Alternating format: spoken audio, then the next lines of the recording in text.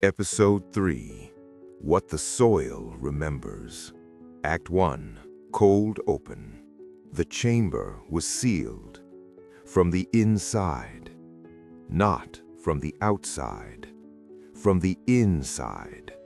Meaning, whatever went in sealed it shut behind itself. Voluntarily. In 1887, a surveyor named Eli Cross was mapping the interior of Blackroot Forest. He got 3 miles in before he stopped, dropped his equipment, turned around, walked out, and resigned his post the next morning. Never spoke about what he saw. He left one thing: a journal. The last entry, written in a hand so shaky the archivist thought the man had been ill, was 12 words. Do not dig in the hollow. What is buried there chose to be buried. Act 2. The Eli Cross investigation.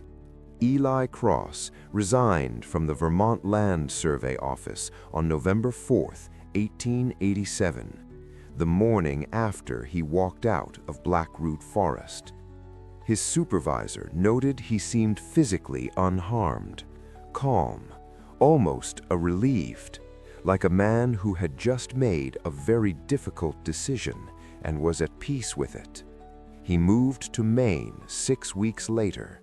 He never discussed what he saw, not to his wife, not to his children, not to anyone.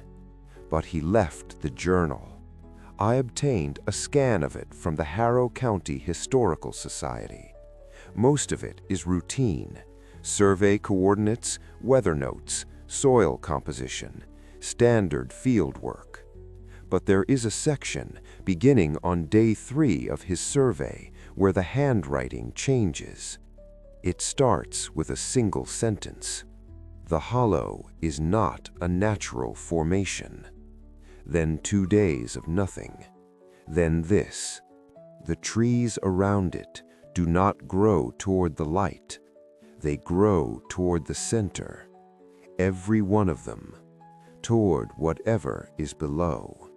Once she showed the journal to a botanist at the University of Vermont. She said what Eli described, trees orienting their growth inward toward a central point, is not something that occurs naturally, not in any documented case, not anywhere in the scientific literature. She used a phrase I have not been able to stop thinking about. She said, something would have to be pulling them, something underground, generating a field strong enough to override phototropism, to make living things forget what they're supposed to reach for. Eli Cross made it 3 miles into Blackroot Forest before he stopped. He was standing at the edge of the hollow when he wrote his last entry. The archivist told me that the final page of the journal was damaged. Water damage, she thought.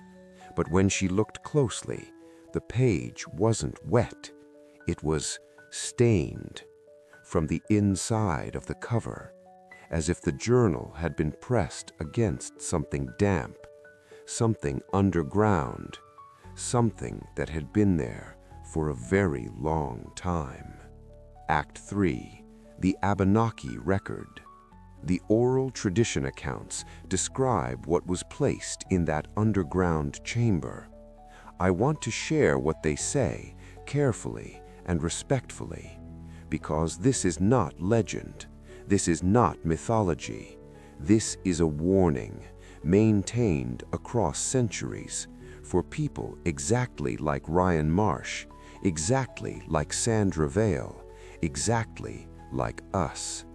The accounts describe an entity that predates the Abenaki presence in this region by an unknown period.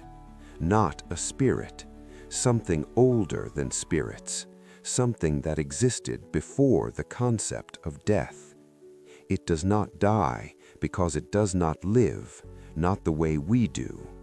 It exists in a state the accounts call and this translation gave me a week to pause. The hunger between worlds. It feeds on identity, on the self, on the particular frequency of consciousness that makes you distinctly and irreversibly you. Stop for a second. Think about what that means. Not your memories, though it takes those. Not your body, though it takes that too. The thing it wants is the specific quality of being you. The intangible thing people mean when they say someone has a certain presence. That's what it collects. The accounts say it was not captured.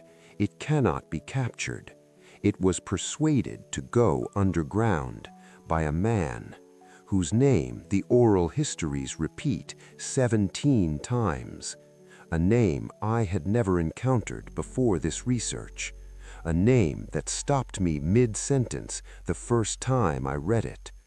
Cole.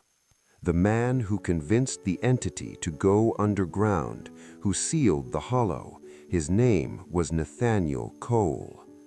The heartbeat from EP2 returns, low, as if it never left. Cole. My name is Cole. My full name, which I had never shared in any video, is James Cole. Whisper, clear now, saying, Family. Act 4, the Cole connection. I need to be careful about how I say what I'm about to say, because I am a journalist. I believe in evidence. I believe in documentation. I believe that the distance between coincidence and pattern is measured in data points. So let me give you the data points. Data point 1. Nathaniel Cole, the man the Abenaki oral histories credit with sealing the entity underground, was a surveyor working in Vermont in the 1880s. Data point 2. His descendant, a man named Arthur Cole, settled in Harrow County in 1931. His family has been there since. Data point 3. I found Arthur Cole's obituary in the Harrow County Gazette. He died in 1978. He had one son. The heartbeat, low, returning.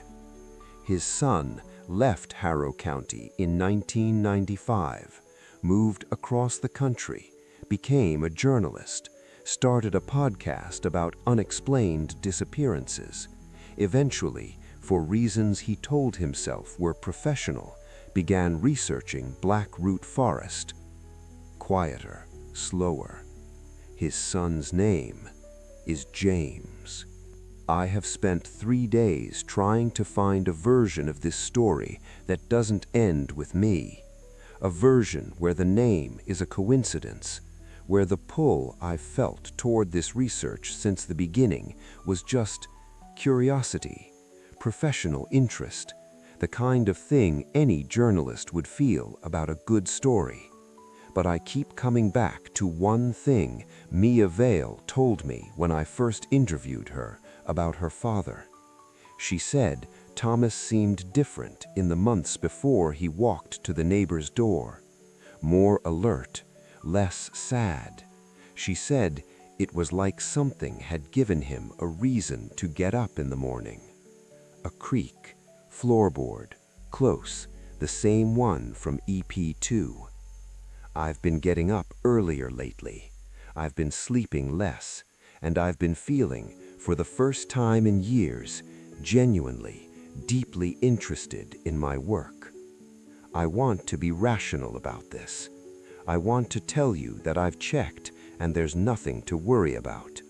But the Abenaki accounts say the entity is most active when a Cole is near, that the bloodline is not incidental, that Nathaniel Cole didn't just seal the hollow. He made a bargain. And bargains run in families. Act 5, ending. I want to be rational about this. Family names recur. Translations are imperfect. Genealogy is full of coincidence. There is no logical reason to believe that an entity beneath a forest in Vermont is specifically aware of a YouTube narrator researching these stories from several states away. A creek, the same one from EP2. There is no logical reason. But last Tuesday, I found something on my doorstep. A photograph taken from outside my narrator's window, looking in, 3rd floor, the narrator at his desk, unaware, coffee cup still steaming.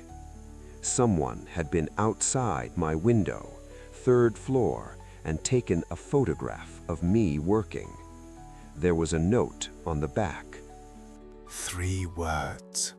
Full silence. Hold it longer than comfortable. Come. Home. James. The note. Handwriting identical to the 1887 journal entry. Next week. The mirrors. There are people who've come back from Blackroot Forest who look right, sound right, remember everything, but something is wrong with their reflection. Something is missing, or something extra is there. Next week, the second face. Twig snap, then silence.